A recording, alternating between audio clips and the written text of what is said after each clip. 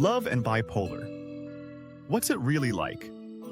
This is about Bipolar, a Mr. Mental Well playlist. Love is complicated for anyone, but when bipolar enters the picture, it adds layers that most people never see. Today we're unpacking the truth about dating and bipolar disorder. At first, dating with bipolar can feel electric. Hypomania often brings bursts of confidence, energy, and passion. Some describe the early days of love as fireworks, larger than life, and impossible to resist. Partners may feel like they've just found the most exciting person they've ever met. But mania and hypomania can also bring impulsivity.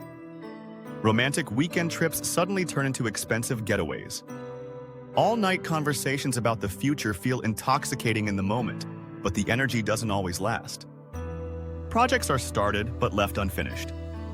Money is spent without thinking.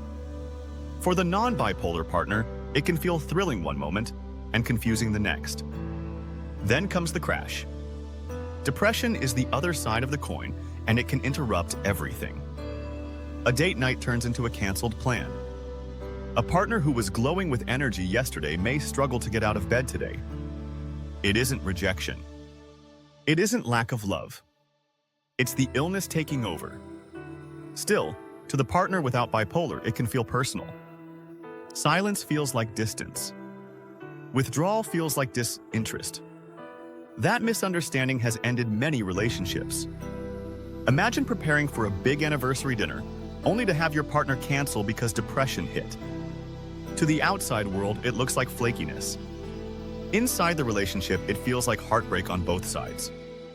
The cycle is what makes bipolar so hard. Highs lead to lows, and lows often swing back to highs. For couples, it can feel like trying to build a life on shifting ground. But couples who learn to talk about it, to name it out loud and to expect it, often survive. One partner once said, "It wasn't bipolar that broke us. It was the silence." Once we learned to fight the illness together instead of fighting each other, everything changed. So how do couples make it work? Communication is key, saying, "I feel myself shifting," before the crash comes. Boundaries are important, knowing when to lean in and when to step back. Structure matters. Routines around sleep, therapy, and medication keep both partners grounded. And compassion is essential, remembering that a partner's silence isn't lack of love. It's the illness speaking. Dating with bipolar is not a fairy tale, but it's not doomed either. It's messy, unpredictable, and sometimes painful. But it can also be deeply rewarding. Love doesn't erase bipolar, but with honesty, support, and treatment, it can survive the roller coaster. In many cases, it grows stronger because of it. If you've ever lived this or loved someone who has, leave a comment. Your insight could help someone else. Thanks for watching About Bipolar, a Mr. Mental Well playlist. Like, share, and subscribe for more conversations that matter.